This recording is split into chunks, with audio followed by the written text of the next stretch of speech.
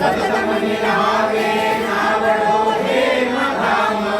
श्री सद्गुरु रामानंद तुम्हा प्रणाम सारी सारी मणी धेनु आठवी वर्ष नित्य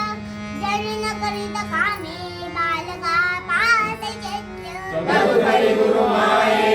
एकदा धेनु धेनु श्री सद्गुरु रामानंद तुम्हा प्रणाम राम राम मध्यसे वासा पचाटे सदा प्रेमाने मुखी राम नाम वदने